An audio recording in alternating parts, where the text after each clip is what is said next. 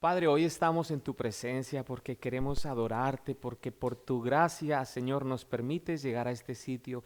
Te pedimos que hoy nos hables a cada uno lo que tienes preparado, Padre Santo, aquellas cosas que tú, Señor, quieres para nuestra santificación y para darte gloria en todo lo que hacemos, en todo lo que pensamos, en todo lo que deseamos. Queremos hoy, Señor, hacerlo en espíritu y en verdad.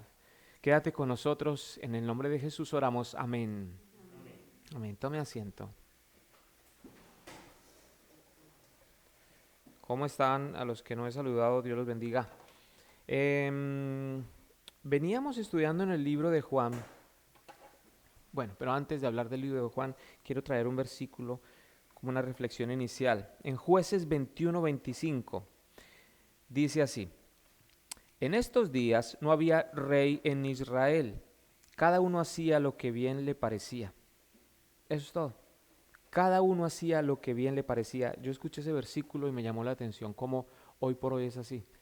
Cada quien hace lo que bien le parece. Cada quien dice, si te sirve a ti, está bien, dale. Si te hace feliz, dale. Y es como una consigna filosófica por lo cual se rige la gente. Y no es nada nuevo. Estoy leyendo un libro que es súper antiguo. Es después de Josué. ¿Se acuerdan que están el Pentateuco, los 5 libros de la Biblia? Luego viene Josué y luego viene Jueces.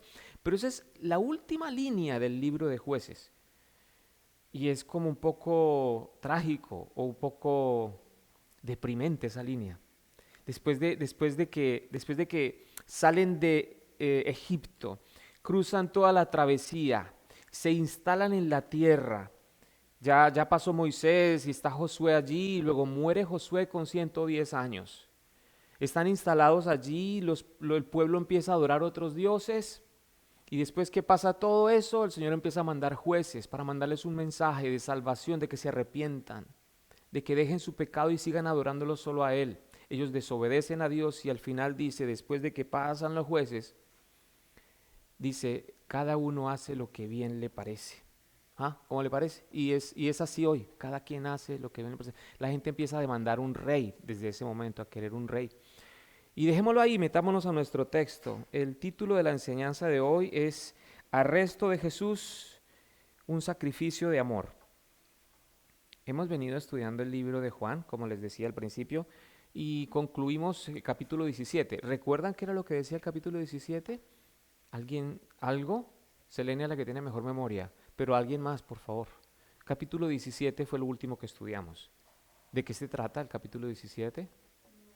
La oración de nuestro Señor se llama la oración sacerdotal, en la cual Él ora por, sí, Él ora por sí mismo, Él ora por sus discípulos, los que están allí, y Él ora por los futuros discípulos, los que vendrían después de ellos a causa de la predicación de los apóstoles, o sea, nos incluye a nosotros. El Señor Jesús intercede por nosotros en esa oración. Y cuando acaba, entonces viene el momento del arresto, ¿ya? Y entonces dejamos toda esa parte que venía desde el capítulo 12, en la cual el Señor está hablándole de una manera privada a los apóstoles, y llegamos a esta parte en la cual el Señor Jesús es arrestado, ¿sí? Entonces leamos el texto en Juan 18, verso 1 al 11. Ok, dice, quédense por aquí conmigo. Habiendo dicho Jesús estas cosas, salió con sus discípulos al otro lado del torrente de Cedrón, donde había un huerto, en el cual entró con sus discípulos. Y también Judas, el que le entregaba, conocía aquel lugar, porque muchas veces se había reunido allí con sus discípulos. Judas, pues, tomando una compañía de soldados y alguaciles de los principales sacerdotes y de los fariseos, fue allí con linternas y antorchas y con armas. Pero Jesús, sabiendo todas las cosas que le habían de sobrevenir, se adelantó y les dijo, ¿a quién buscáis? Le respondieron, a Jesús Nazareno. Jesús les dijo, yo soy. Y estaba también con ellos Judas, el que le entregaba. Cuando les dijo, yo soy, retrocedieron y cayeron a tierra. Volvió pues a preguntarles, ¿a quién buscáis? Y ellos dijeron, a Jesús Nazareno. Respondió Jesús, os he dicho que yo soy, pues si me buscáis a mí, dejad ir a estos, para que se cumpliese aquello que se había dicho, de los que me diste no perdí ninguno. Entonces Simón Pedro, que tenía una espada, la desenvainó e hirió al siervo del sumo sacerdote y le cortó la oreja derecha. Y el siervo se llamaba Malco. Jesús entonces dijo a Pedro, mete tu espada en la vaina, la copa que el Padre me ha dado, ¿no la he de beber? Bien, al leer desprevenidamente el pasaje, uno pudiera pensar que, pobrecito Jesús, eh, lo traicionaron, ¿no? Le tocó morirse, ¿no? Es como uno puede entender allí que Jesús es como víctima, nadie lo comprendió, él a pesar de que hizo tantas cosas buenas, al final la gente no le paga bien. Uno puede pensar eso, cuando uno lee eso, dice, mire, tanto que habló, tanto bien que hizo y mire cómo le pagaron. Así uno puede ver a Jesús como una víctima. Pero mire lo que dice Juan 10, unos 8 capítulos antes, en el verso 17 y 18, dice, ahí el Señor despeja toda duda cuando dice, Jesús hablando, dice, yo pongo mi vida para volverla a tomar. Es lo que dijo el Señor. Él de suyo propio está entregándose. Dice, nadie me la quita, sino que yo de mí mismo la pongo. Tengo poder para ponerla y tengo poder para volverla a tomar. Era el plan de Dios, era la divina providencia, es lo que Él había decidido hacer desde los siglos. No había otra forma de salvar al ser humano, era el plan de redención divino. Desde que el ser humano peca en el huerto de allá, ¿se acuerdan con el huerto del Edén, con Adán? Desde ese momento el Señor establece un plan, ¿cómo voy a salvar al ser humano? Y establece que Él mismo debía pagar con su sangre para poder limpiarnos de toda maldad. Así que el relato del Evangelio de Juan nos muestra a un Jesús en control de su muerte y dedica 9 capítulos del capítulo 12 al 20 para hablar acerca de la última semana. O sea, hubo 3 años de ministerio y en 12 capítulos fueron destinados para hablar de ese ministerio, pero 9 de esos 20 capítulos se dedican solamente para hablar de una semana. ¿No será importante? El autor así lo presenta, lo hace así el evangelista Juan.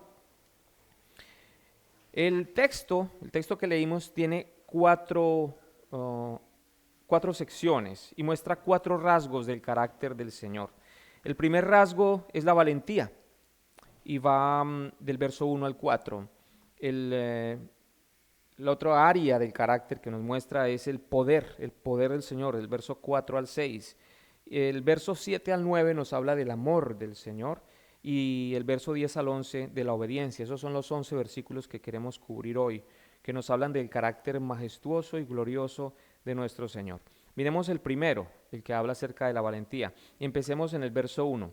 Habiendo dicho Jesús estas cosas, o sea, ¿qué cosas? Las que vimos como dije, en el capítulo 13 al 17. Cuando el Señor Jesús acaba esa parte, recuerdan que empieza con la cena en el aposento alto.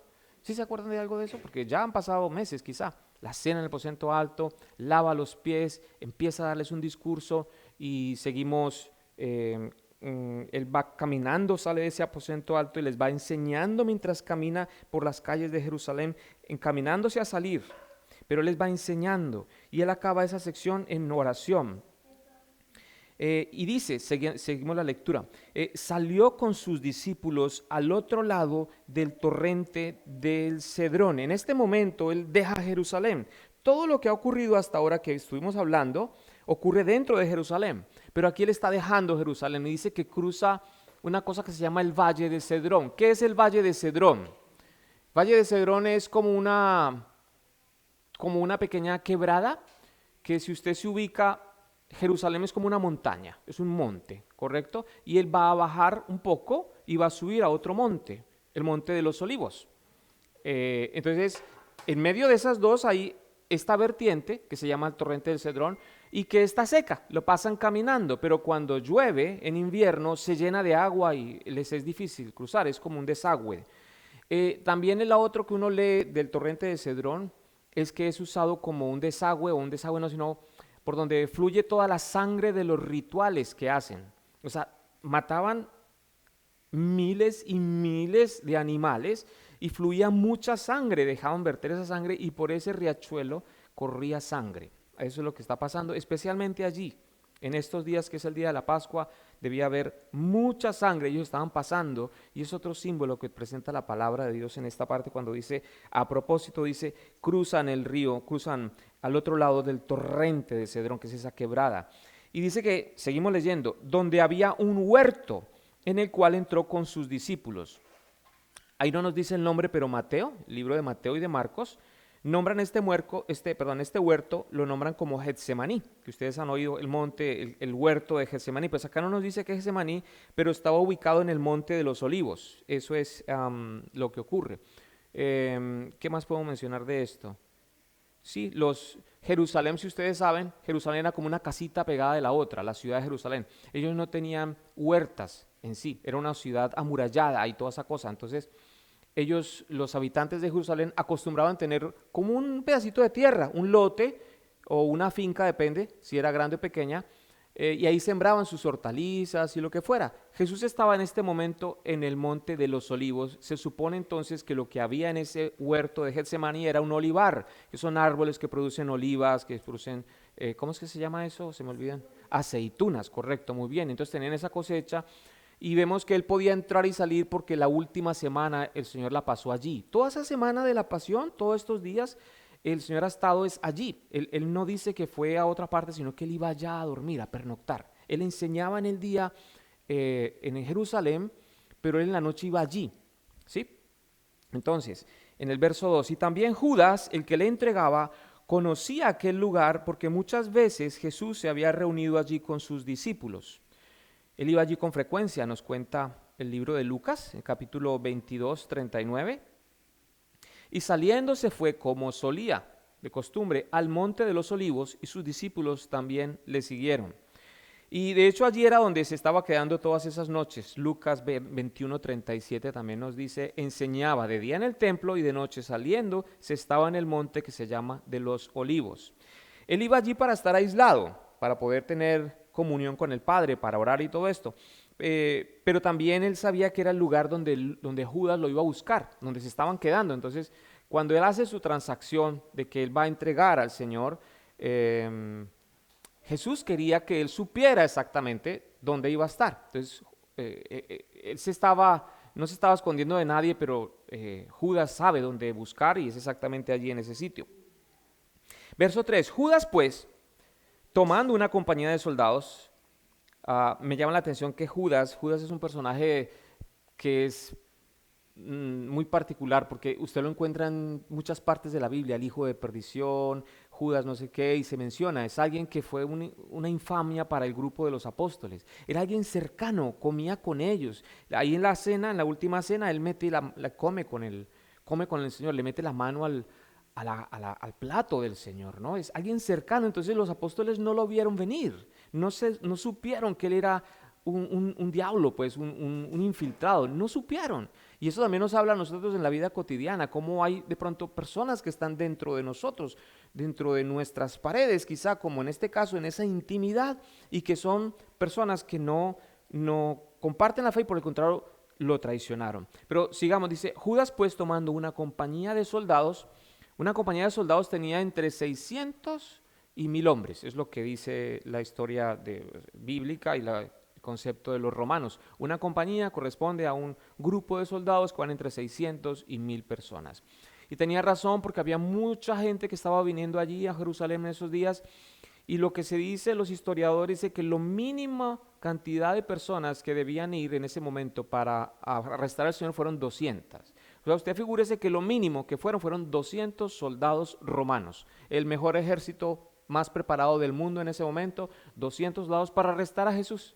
200 soldados, pero no solo dice que fueron 200, sino que fue también, el verso 12 que no lo traigo, dice que también fue el oficial que los dirigía, el oficial, el teniente, el capitán, lo que fuera, va con ellos, o sea, no era cualquier 3 soldaditos como los figuran cuando hay en las iglesias estas parodias, estas cosas que se hacen, los sketches, no son 4 o 5 soldados, son 200 mínimo, pueden ser hasta 1000, ¿no? Como dije. Y también no solo iban los soldados romanos, pero iban alguaciles de los principales sacerdotes y los fariseos. Estos eran miembros de la guardia del templo quienes hicieron el arresto. Pero, o sea, ¿quiénes arrestan al Señor Jesús? Los romanos no, lo arrestan los judíos. Los romanos van como el backup, como el muscle, como los fuertes por si hay una revuelta. Recuerden que Jesús había sido recibido con vítores, como salve rey de los judíos, así lo reciben. Los otros evangelios nos lo muestran así cuando él entra en gloria a Jerusalén. Entonces se preveía que pudiera haber una revuelta o que se pudiera alzar en armas y generar un caos con tanta gente que había en Jerusalén. Mateo 26:47 nos informa que Judas llevó mucha gente. Mientras todavía hablaba, vino Judas, uno de los 12, y con él mucha gente con espadas y palos de parte de los principales sacerdotes y de los ancianos del pueblo. Sigo leyendo. Y fue allí con linternas y antorchas y con armas. O sea, Judas fue con un montón de gente. Y no eran necesarias llevar las luces porque en ese momento había luna llena, porque era Pascua. En ese momento las fechas corresponden y no se necesita. Había una luna grande y podían ver a todo el mundo, la luz de la noche.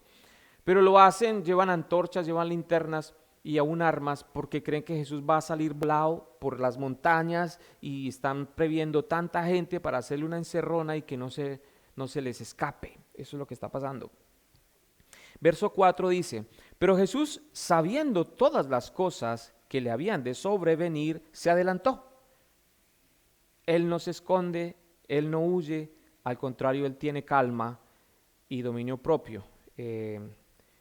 Este primer rasgo del carácter del Señor Jesús es lo que dijimos que es la valentía. El Señor sale, están los apóstoles allí, pero Él sale de primero y los encuentra, les sale al encuentro. Sabiendo todas estas cosas, dice nuestro texto, enfatiza la omnisciencia de Jesús. Él sabía lo que venía y Él se rinde voluntariamente, da su vida espontáneamente. Juan no registra el beso de Judas, pero si usted ve conmigo en Marcos 14:45, porque el texto nuestro no lo trae, pero hay un beso que ocurre aquí, ¿no? El beso de Judas. Y cuando vino, se acercó luego a él y le dijo, maestro, maestro, y le besó. Judas le besó. Y el beso en la mejilla era algo muy íntimo. El beso y el abrazo era propio de alguien que expresaba amor profundo y era un homenaje.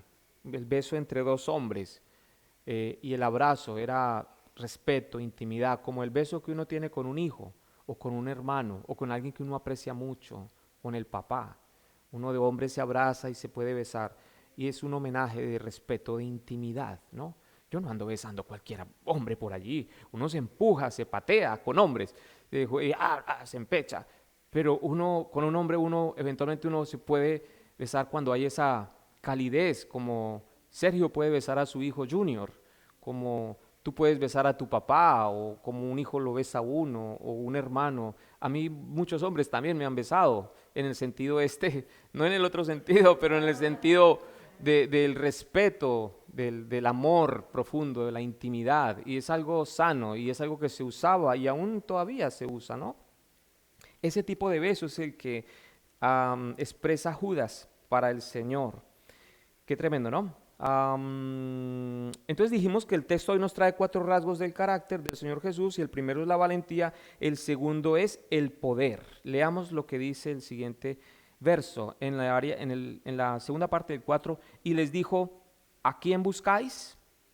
El Señor les sale al encuentro, Él se hace cargo de la situación, y ellos responden, a Jesús Nazareno. Jesús les dijo, yo soy. Y estaba también con ellos Judas, el que le entregaba. Cuando les dijo, yo soy, retrocedieron y cayeron a tierra. El Señor toma para sí el nombre de Dios. Y no fue gratis, Él era Dios. Éxodo 3:14 nos dice, y respondió Dios a Moisés, yo soy el que soy. Y dijo, así dirás a los hijos de Israel, yo soy, me envió a vosotros. Entonces el Señor se estaba apropiando de ese nombre. Y al decirlo, ellos quedan indefensos. Note usted que dice, hay una nota que hace el autor, dice, y estaba también con ellos Judas, el que le entregaba. ¿Sí lo están leyendo? Estaba también con ellos Judas, el que le entregaba. El autor, Juan, el que está escribiendo el libro, escribe esta nota para enfatizar que Judas no tiene poder sobre el Señor, ¿sí? Y también cae al suelo como los demás. O sea, estaba ahí Judas y también cayó. Todos cayeron, la gente que fue a buscarlo cae, entre esos Judas. Judas no tenía poder sobre el Señor. Es una demostración de poder del Señor. Él deja claro que no fue una captura. Él está estableciendo o ejecutando el plan establecido desde la eternidad para la redención del ser humano. Es el poder divino en la palabra del Señor y los enemigos caen a sus pies. Hasta aquí entonces hemos visto tres cosas o dos cosas: la valentía del Señor, su poder, y veamos su amor, el amor del Señor. Bueno, sí me gustaría pronto parar un segundo más y decir acerca del poder, cómo, no sé si lo dije muy rápido, pero están todos allí y el Señor dice, yo soy. La gente se cae. ¡Fua! Alguien ha dicho, no, es que Él salió de pronto de los matorrales, los soldados se asustaron, entonces la primera línea cae y la otra y se van para atrás. Eso fue lo que pasó, alguien ha querido explicar así.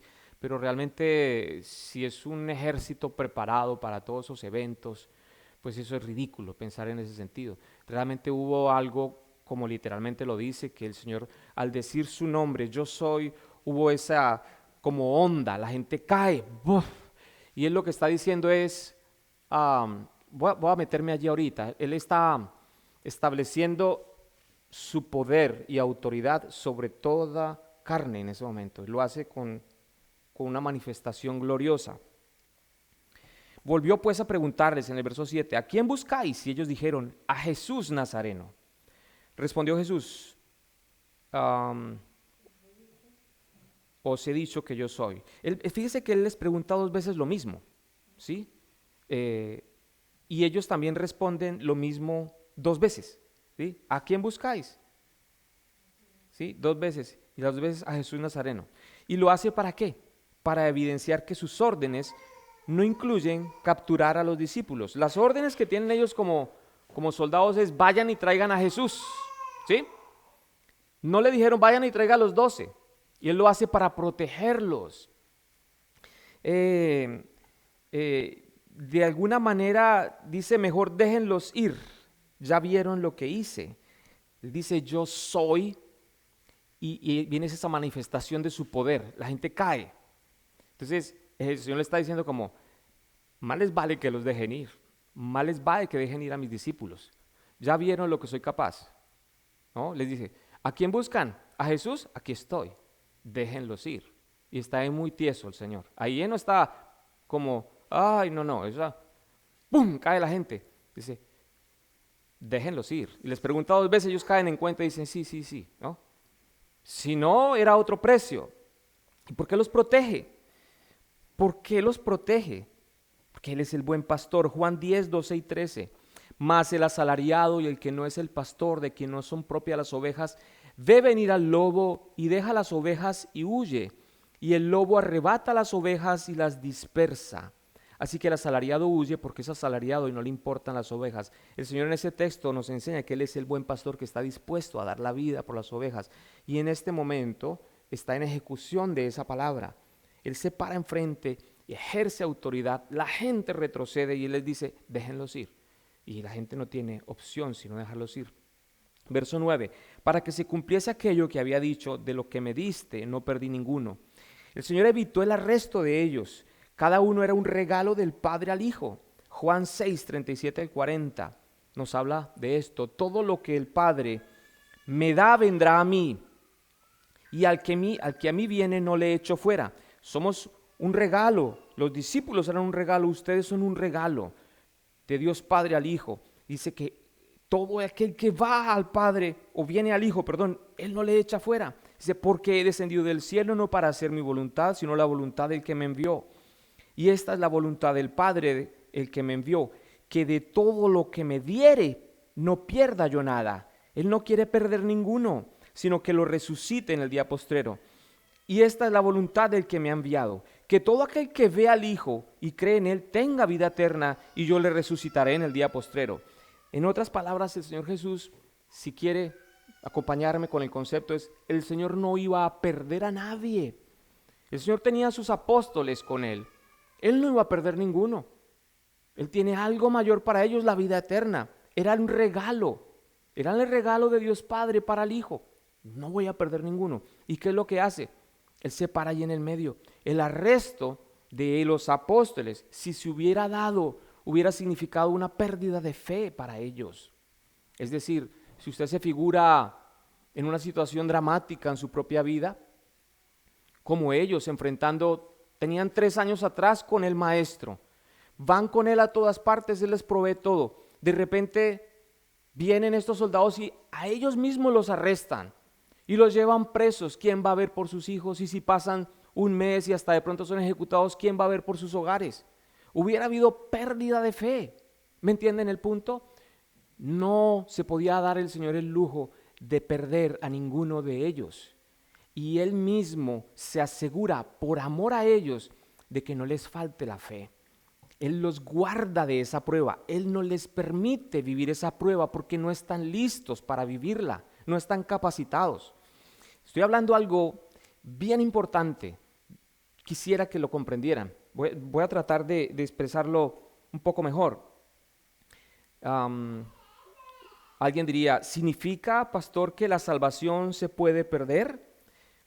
O sea, que la fe puede fallar, como estoy explicando ahorita, que la fe puede fallarle a los apóstoles y por tanto se pierden. Bueno, si de mí depende, si de usted depende, sí. Porque yo dudo, porque yo no soy Dios, pero tengo un argumento que quiero compartir con ustedes. Primero voy a mencionarles a John MacArthur. Su comentario de precisamente el libro de Juan, él dice, pero nunca nos perderemos ni fallará nuestra fe, precisamente porque nuestro Señor nos mantiene a salvo. Él nunca permite que venga algo sobre nosotros superior a lo que nuestra fe pueda soportar. O sea, los creyentes como discípulos somos débiles. Nosotros, usted y yo somos débiles y somos vulnerables sin la protección del Señor. Esto lo habla claramente 1 Corintios 10:13 cuando dice, no os ha sobrevenido ninguna tentación que no sea humana, pero fiel es Dios, que no os dejará ser tentados más de lo que podéis resistir, sino que dará también juntamente con la tentación la salida para que podáis soportar. O sea, la seguridad eterna de la salvación del ser humano, de usted y mía, se basa en 2 cosas. Una, la intercesión constante de Cristo. Y esto lo hablamos antes. Pero mencionemos un libro diferente a Juan. Hebreos 7:25 nos dice que no es en mis fuerzas. Dice, por lo cual puede también salvar perpetuamente a los que por él se acercan a Dios, viviendo siempre para interceder por ellos. ¿Qué está diciendo? Que el Señor Jesús intercede por nosotros. Vuelvo y digo, la salvación de nuestra alma, la salvación eterna, la eternidad que Dios tiene para nosotros, está basada en la intercesión de Dios. Jesús dice aquí que Él vive para interceder por siempre por sus discípulos. Jesús intercede por sus discípulos. No son mis buenas decisiones, no es que yo madrugo a ir a la iglesia, no es que yo leí la Biblia, no es que yo oré tanto, es que Jesús intercede por nosotros. Eso es lo que garantiza mi salvación, ¿me entiende? Ese es un punto. El segundo punto es su amor incesante. Es lo que estamos hablando en este punto. Dijimos que habían 3 puntos, que era la valentía. ¿Qué más? El poder. Y ahorita el amor. Estamos hablando del amor y vamos a ir al punto del amor. El amor incesante, Romanos 8, 35, 37, 39. ¿Quién nos separará del amor de Cristo? ¿Tribulación o angustia? O sea, mis problemas. ¿Quién me separa de su amor? ¿Persecución? ¿Hambre? ¿Alguien tiene miedo? ¿Qué va a pasar si hay una guerra? ¿El hambre? ¿Desnudez? ¿O peligro? ¿O espada? O sea, lo que sostiene la vida presente y la eternidad del ser humano no es mis decisiones. Es como dije primeramente, la oración del Hijo, la intercesión permanente del Hijo y su amor incondicional para con nosotros. Antes, en todas estas cosas, somos más que vencedores. En todos esos problemas, aquel que es amado por Dios dice, somos más que vencedores por medio de aquel que nos amó, por medio de Jesús que nos ama. Por lo cual estoy seguro de que ni la muerte, ni la vida, ni ángeles, ni principados, ni potestades, ni lo presente, ni lo porvenir, Ni lo alto, ni lo profundo, ni ninguna otra cosa creada nos podrá separar del amor de Dios que es en Cristo Jesús, Señor nuestro. Qué convicción del apóstol Pablo al escribir esto. Nada nos puede separar del amor que es en Cristo Jesús. El amor de nuestro Señor Jesús para aquellos que somos regalo al Padre. Pero volvamos al texto, al verso en que vamos, verso 10. Entonces Simón Pedro, que tenía una espada, la desenvainó e hirió al siervo del sumo sacerdote y le cortó la oreja derecha. Y el siervo se llamaba Malco. Pedro, el apóstol, que era bien volátil, al ver la manifestación del poder divino, cuando el Señor dice yo soy, y la gente se cae, él dice esto es el momento, ya vienen los ángeles y todo. El hombre dice hay que cortar orejas y saca, ¡pum! ¿Pero ustedes creen que le tiraba la oreja? No, él falló. Yo creo que era un pésimo soldado, yo creo que era como guerrillero más bien, pero no le pegaba. Él tiró a matar, porque cuando uno le tira así, sí, o sea, yo creo que el soldado hizo un poquito así. Tú has tenido hachas y cuchillos, esas vainas, ¿no? Esa vaina uno va es por el cuello, y el otro, un soldado preparado, pues la esquiva un poquito, o el otro no atinó, o era muy de noche, pero él iba a matarlo. Él se envalentona y trata de matar a uno, pero no lo logra, ¿sí? Fue imprudente, los hubieran matado fácilmente. Ellos eran un puñado, 11 personas, 11 discípulos. Jesús no iba a pelear. Los hubieran matado, o por lo menos arrestado. No tenían chance. No estaban preparados. Fue una imprudencia. Qué valiente, no. Qué imprudente que fue el apóstol Pedro. Entonces el Señor llega rápidamente y soluciona. Eso es precisamente lo que el Señor quería evitar. Verso 11. Jesús entonces dijo a Pedro, mete tu espada en la vaina. Lo regaña. La copa que el Padre me ha dado, ¿no la he de beber? Lucas 22:51 nos dice qué es lo que hace el Señor. Dice, entonces respondió Jesús, dijo, basta ya, dejad. Y tocando su oreja le sanó. Él le pone otra vez la oreja, no le pone una nueva oreja a él. Y mire lo que dice Juan 12:37. Ellos, a pesar de que había hecho tantas señales delante de ellos, no creían en él. El Señor le crea una oreja. Llega y lo toca y le nace una oreja. Y lo están viendo allí. Me imagino que hubo sangre, grito, confusión. Y de repente la sangre quedó por ahí manchadita, pero le nació una oreja nueva. Y dice, estoy bien, no me duele, ¿qué pasó? Ellos ven ese milagro y más sin embargo lo arrestan. Y siguen con sus planes porque había un corazón endurecido en ellos, ¿no? Era el momento de tan anunciada muerte, de lo que el Señor venía diciéndoles, y el apóstol Pedro no lo capta, no entiende lo que está pasando. En Jeremías 12:15, la copa, cuando dice el Señor, la copa que el Padre me ha dado en nuestro texto, Jeremías 12:15 nos habla acerca de esto. Dice, porque así me dijo Jehová Dios de Israel, toma de mi mano la copa del vino de este furor, y da a beber de él a todas las naciones a las cuales yo te envío. Eso es una profecía. La copa es la copa del juicio divino. El Señor establece un juicio para todas las naciones y es inevitable. Dios vaciará la copa de su ira en este momento. El Señor Jesús dice, yo voy a beber esa copa. Pastor, ¿de qué está hablando? Trate de entenderme, por favor. La ira de Dios viene sobre toda carne. El Señor dice, yo bebo esa copa. Él toma la ira de Dios. Y lo explicamos bien en 2 Corintios 5:21. Al que no conoció pecado, o sea, a Jesús, que no había sido pecador, por nosotros lo hizo pecado. Jesús toma el pecado de toda la humanidad en sí mismo y lo lleva para que nosotros fuésemos hechos justicia de Dios en él. O sea, como hemos dicho antes, si resumimos, el Señor Jesús lleva su pecado y mi pecado en la cruz. No hay nada bueno que yo pueda hacer para limpiarme mis pecados. El Señor llega y coge los pecados de toda la humanidad. Piense en sus pecados. Piense en esas áreas que usted no logra vencer y es derrotado permanentemente. Las áreas en las cuales uno es avergonzado. Por esos pecados el Señor murió y Él los lleva en la cruz. Él bebe esa copa, todos los pecados. Entonces dice, por nosotros lo hizo pecado. El Señor fue desfigurado. el Señor fue transformado, el Señor se llena de inmundicia de pecado en ese momento, sus pecados y los míos. Eso es lo que ocurre con el Señor. Y ese último aspecto es la obediencia del Señor, aun cuando dice, Él había orado que pase de mí esta copa, Él hubiera querido, pero al mismo tiempo aquí dice, para esto he nacido. Ese era el propósito de Él, beber de esa copa, llevar el pecado de la humanidad en sí mismo.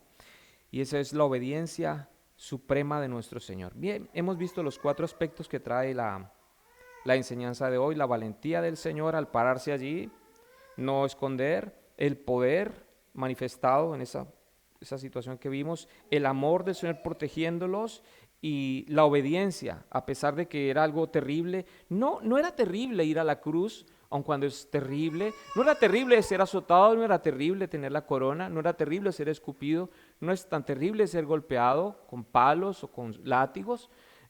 Digamos que un ser humano puede sufrir cosas peores, hay castigos peores, es verdad, pero estamos hablando de algo espiritual. Él estaba llevando sobre sí todo el pecado de la humanidad y estaba, por cuanto tenía pecado en sí, estaba separado de Dios Padre. Y eso era lo que el Señor no quería, estar separado del Padre, ¿no? Y entonces iría a la cruz y moriría, iría al infierno, dice también, ¿no? Ok, entonces estos 4 rasgos del carácter de nuestro Señor los llevarían al sacrificio de salvación. Y el título de la enseñanza hoy destaca el amor. ¿Sí tenemos el título? Destaca el amor. Es un sacrificio de amor, porque es voluntario, porque lo hace de suyo propio. Él entrega su vida, como dice. Primera de Pedro 4:8 nos enseña de una manera práctica para nosotros y dice: ante todo, tened entre vosotros ferviente amor, porque el amor cubrirá multitud de pecados. Ese es el amor del Señor Jesús, que cubre multitud de pecados. Nosotros podemos aprender de estos 4 rasgos del carácter del Señor: su valentía, su poder, ¿qué más? En este caso, obediencia, y por último, el amor, que quiero destacar. Sobre todo el amor, porque es algo muy práctico. Alguien me preguntó esta semana, ¿cómo puedo perdonar a alguien que me hiere? ¿Cómo puedo yo hacerlo? Y yo tengo que ser real, yo tuve que reflexionar en eso. Yo dije, es duro, es realmente muy duro. Cuando uno ha sido herido una vez, 2 veces. Yo no sé si han experimentado, yo creo que sí, todos los seres humanos tenemos esa dualidad. Tenemos alegrías y tenemos dolor. Y especialmente la gente que uno ama es la que más duro le da a uno. ¿No le ha pasado, señora Dilcia? Cuando cualquier cosa que el hijo hace en contra de uno, eso es ¡puf!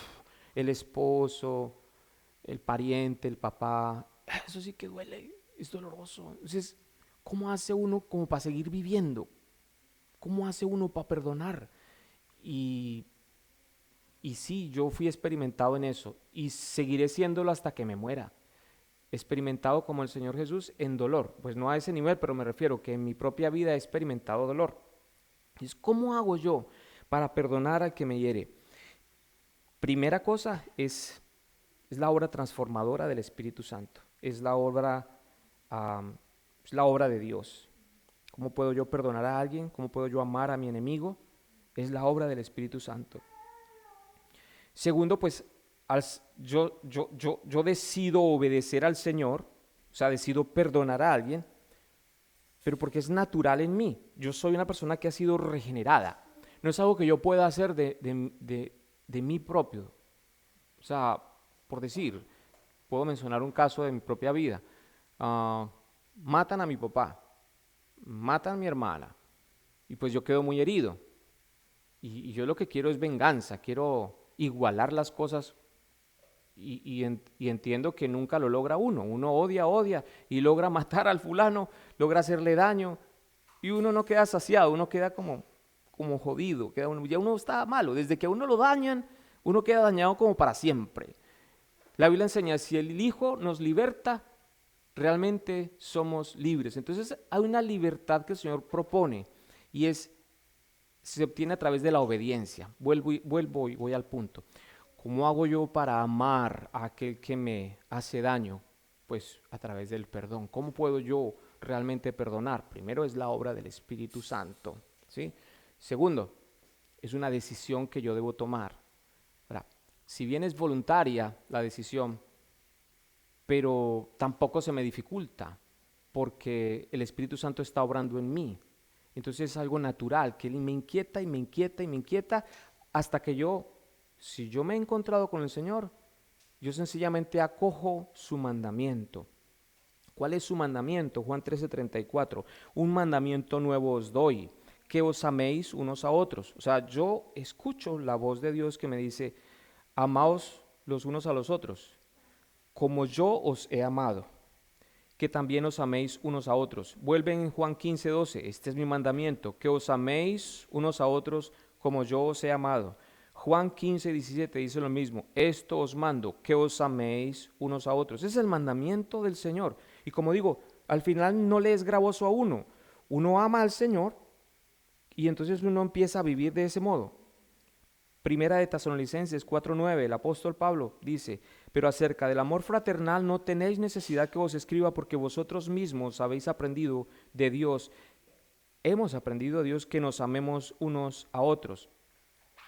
Pastor, sí, pero eso es con la gente chévere, con los hermanos de la iglesia que se portan bien con uno. ¿Y a los enemigos? ¿Qué hago con los enemigos? Mateo 5:44, yo os digo, hablando del Señor Jesús, primera persona, amad a vuestros enemigos. Es un mandamiento del Señor. Bendecid a los que os maldicen, haced bien a los que os aborrecen y orad por los que os ultrajan y os persiguen. Luego el mismo autor de este evangelio que estamos estudiando, primera de Juan 4:8, dice, el que no ama no ha conocido a Dios, porque Dios es amor.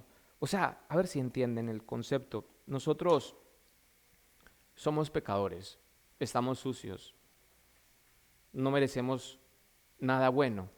Y de repente Dios se fija en uno. Y entonces uno queda como impactado por ese amor, uno es transformado, mas sin embargo la herida está adentro. Me hicieron daño, ¿correcto?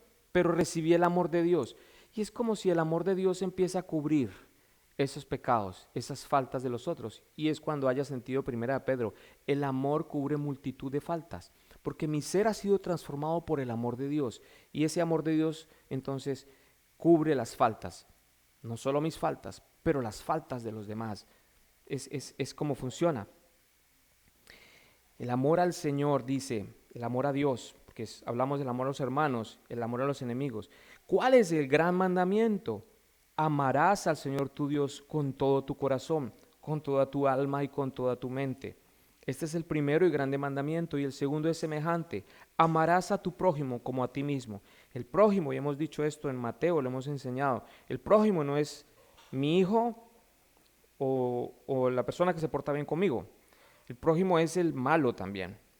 Porque hay un ejemplo que yo ponía la otra vez y es cuando viene un enemigo y viene con la espada y me quiere matar. Viene corriéndome y yo encuentro unas arenas movedizas y mi enemigo llega y cae en las arenas movedizas. Y yo voy adelante y entonces yo lo veo ahogándose en las arenas movedizas. Y yo digo, pues tengo dos opciones. O digo, gracias Señor porque me libraste de mi enemigo y se está muriendo en el lago de tierra movediza. O soy benigno, como Dios ha sido benigno conmigo. Y le extiendo un lazo, le extiendo mi mano y le digo, vamos para afuera, compadre, vamos, porque yo puedo. Y entonces llego y lo saco de allá. Ahora, no sé si él va a coger la espada y va a seguir persiguiéndome. Pronto lo sigue haciendo. Pero el Señor estableció misericordia conmigo y yo debo hacerla, aun con mi enemigo. Primera de Juan 4:7 dice, amados, amémonos unos a otros porque el amor es de Dios. Todo aquel que ama es nacido de Dios y conoce a Dios. Yo le dije a Adriana que me pusiera por último, para cerrar, ya acabé, un poquito acerca de lo que Corintios cuenta acerca del amor. En Corintios 13:1 dice: si yo hablase lenguas humanas y angélicas y no tengo amor, vengo a ser como metal que resuena o címbalo que retiñe. Y si tuviese profecía y entendiese todos los misterios y toda ciencia, y si tuviese toda fe, de tal manera que trasladase los montes y no tengo amor, nada soy. Y si repartiese todos mis bienes para dar de comer a los pobres, y si entregase mi cuerpo para ser quemado, y no tengo amor, de nada me sirve. El amor es sufrido, es benigno, el amor no tiene envidia, el amor no es jactancioso, no se envanece, no hace nada indebido, no busca lo suyo, no se irrita, no guarda rencor, no se goza de la injusticia, mas se goza de la verdad. El amor todo lo sufre, todo lo cree, todo lo espera, todo lo soporta. El amor nunca deja de ser. Vamos a orar. Usted dirá, sí, muy chévere, la palabra escrita. El amor nunca deja de ser. Eso es un atributo del carácter de Dios. Sí, pero cuando usted nace de nuevo, usted también tiene esa semilla de amor en su corazón, porque usted es parte de Él. Él está en usted y usted está en Cristo. No hay manera de vivir separado de su amor. Y no hay manera de yo dejar de irradiar ese amor, porque es parte de mí. Y si usted está sufriendo por un evento en su vida, o sufrirá en el futuro por algún daño que le haga a alguien, usted está capacitado para enfrentar esa prueba y vencerla. Estamos llamados para amar a nuestro prójimo, a nuestros enemigos, a aquellos que nos hacen mal. Solo clame al Señor en arrepentimiento por permitir albergar odio en su corazón. Entréguele esos pensamientos al Señor. Arrepienta de sus pecados y confía en Él. El Señor protegió a sus discípulos, el Señor los amó hasta el fin, es lo que nos enseña este Evangelio, y ese es el clamor que hoy tenemos delante del Padre, que transforme nuestro corazón, que santifique nuestra alma, que nos haga nuevas criaturas y que empiecen a florecer esos frutos del Espíritu, el amor, la paciencia, la bondad, la benignidad en nuestros corazones para reflejar a Cristo a otras personas. Padre, hoy venimos delante de ti a pedirte perdón. Tú conoces nuestros pecados. Te rogamos que nos limpies. Te rogamos que transformes nuestro ser. Queremos ser transformados conforme a la imagen de tu Hijo Jesucristo, el cual no estimó ser semejante a Dios para darse a sí mismo, para servir a los demás, para estimar como basura lo propio. Gracias, Padre Santo, por tu amor, por tu misericordia con nosotros. Ese amor nos transforma. Tu gracia infinita, Señor, nos ha transformado. Yo te ruego que lo sigas haciendo en la vida cotidiana de nuestras vidas. Hoy decidimos confiar en ti. Nuestras fuerzas se acaban, nuestra paciencia también. Pero tú, Señor,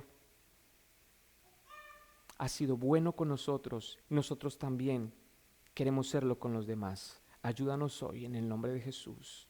Amén.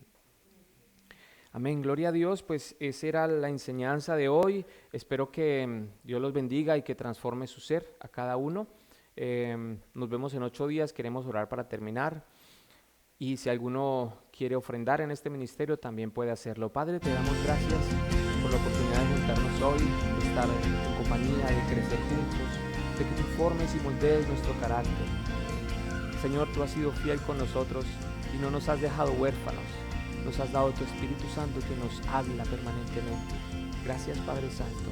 Hoy te entregamos todas nuestras cargas emocionales, nuestras cargas de salud. Sí, Señor, en medio de tanta noticia, te rogamos, Padre Santo, que no pares de interceder por nosotros. Sana a los enfermos, Padre Santo, los que están oyendo y que están enfermos. Si alguien ha de enfermarse también, Padre, apiádate de ellos. Ponemos nuestras finanzas delante de ti. Señor, ayúdanos a ser ahorrativos, a tener planes de negocio, a no ser usureros, a no ser especuladores, a no ser abusivos. Ponemos todo esto en tus manos y confiamos en ti. Gracias, Padre, por tu amor. Esta semana decidimos confiar en ti en todas las áreas, aún inclusive por las que no hemos orado hoy, por las que sobrevengan en el camino esta semana. Tú sabes lo que viene para cada uno. Las ponemos delante de ti y confiamos en ti. En el nombre de Jesús. Amén. Les deseo una buena semana a todos y nos vemos en 8 días si Dios quiere.